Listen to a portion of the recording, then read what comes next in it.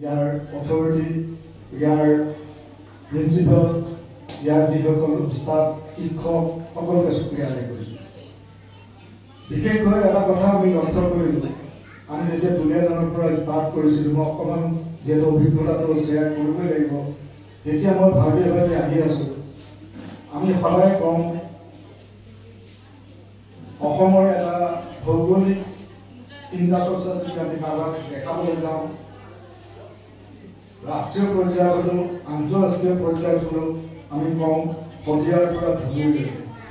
এই শদিয়া যিহেতু এক্সট্ৰিম এটা পইণ্ট, য'ত আজি এনেকুৱা ধৰণৰ চৰ্চা চলি আছে, য'ত দিনৰ কথা কৈ আছে, তাৰমানে আমি লগতে শিক্ষাৰ কথা বিশেষভাৱে মোৰ উপযুক্ত বক্তাই শিক্ষাৰ ওপৰত কেনেকুৱা ধৰণৰ তালিমৰ ওপৰত কেনেকুৱা ধৰণৰ বক্তব্য ৰাখিলে আপোনালোকে সকলোৱে অনুমোদন কৰিছে।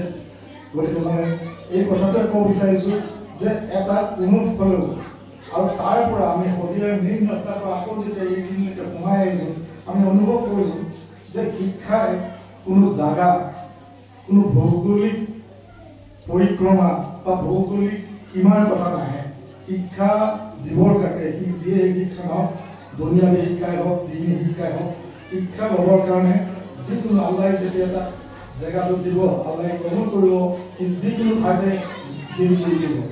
এইটোৱে মোৰ বিশেষভাৱে শুভেচ্ছা জনাইছোঁ ইয়াৰ অঞ্চলৰ, এই অঞ্চলৰ ৰাইজক আৰু ছাত্ৰ ছাত্ৰীসকলক আৰু আমাৰ যিসকল অথৰিটি আছে সকলোকে।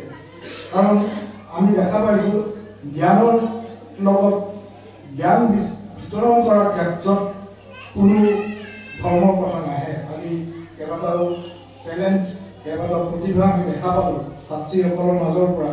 ইমান ধুনীয়া, গোটেই বিশ্বত যিবিলাকে তোলপাৰ লগাই থাকে, গোটেই ৰাষ্ট্ৰত যিবিলাকে তোলপাৰ লগাই থাকে, বিষয়সমূহ ইয়াত উত্থাপন কৰা হৈছে যে আমি প্ৰতিটো ক্ষেত্ৰতে বা মোবাইলৰ ক্ষেত্ৰতে নহয়, মই দেখা পাইছোঁ, অনুভৱ মই বক্তব্য শুনিবলৈ পাইছোঁ যে প্ৰতিটো ক্ষেত্ৰত যদি আমি সঠিকভাৱে তাক প্ৰযোজ্য কৰোঁ, তাক ব্যৱহাৰ কৰোঁ, তেতিয়া তাৰ সুফল সঠিককৈ হ'ব।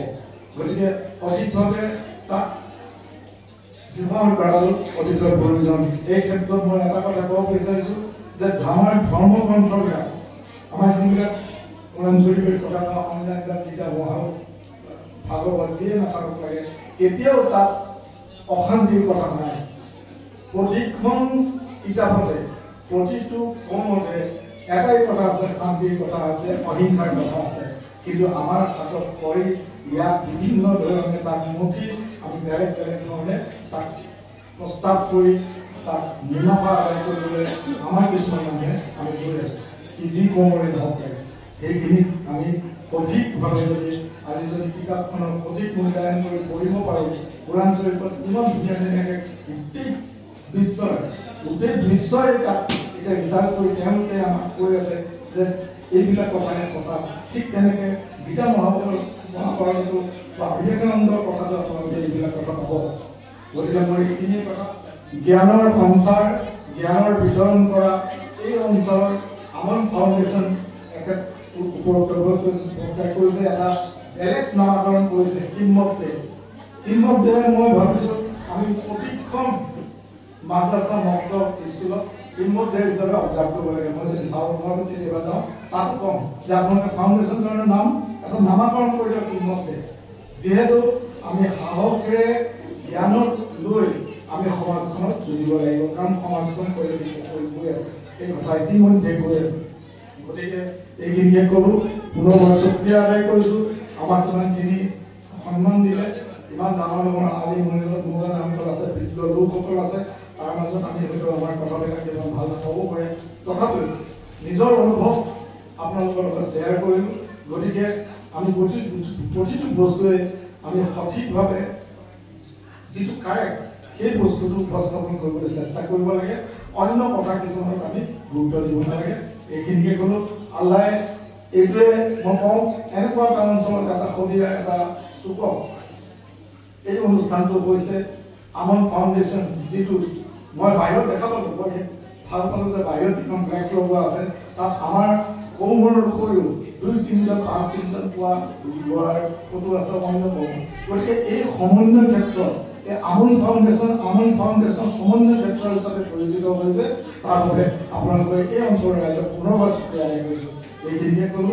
ভৱিষ্যতে আমি এই অঞ্চললৈ এই আমন ফাউণ্ডেশ্যনক আৰু উন্নতিৰ বা যিটো মকসদ লৈ পেলাই আগবাঢ়িছে, যিটো মকসদৰ লৈ পেলাই আমি জ্ঞানৰ পতাকাখন উৰাবলৈ চেষ্টা কৰিছোঁ, সেই জ্ঞানৰ পতাকা ইয়াৰ পৰাই শদিয়াৰ এই অঞ্চলৰ পৰা আৰম্ভ হওক আৰু ইয়াৰ কিংবদন্তি হিচাপে সদায় হৈ থাকক, এইটো আশা কৰি মোৰ বক্তব্য সামৰণি মাৰিছোঁ। কিবা যদি মোৰ বেয়া দুৰ্বি হৈছে, কিবা যদি ভুল ত্ৰুটি হৈছে, ক্ষমা কৰিব।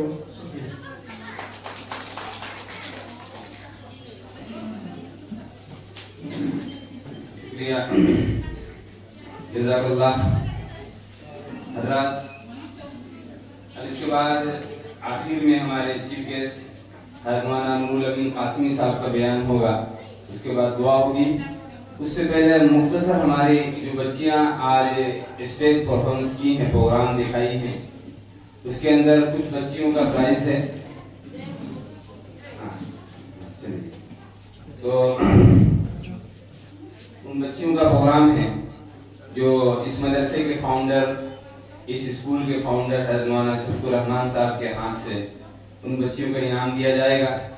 उसमें से सबसे पहली बच्ची है सारिका खातून, जो सोशल मीडिया के ऊपर उसने बात की, उसकी तस्वीर 1 नंबर पे आई है। इसी तरह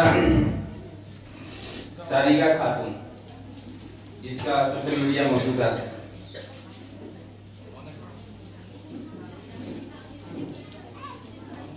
सारिका खातून और ईसाना खातून, सुमैया, यास्मीन, ये सब आगे आ जाए। आरिफा, वासिक, सकीना खातून, दूसरे नंबर है ईसाना खातून।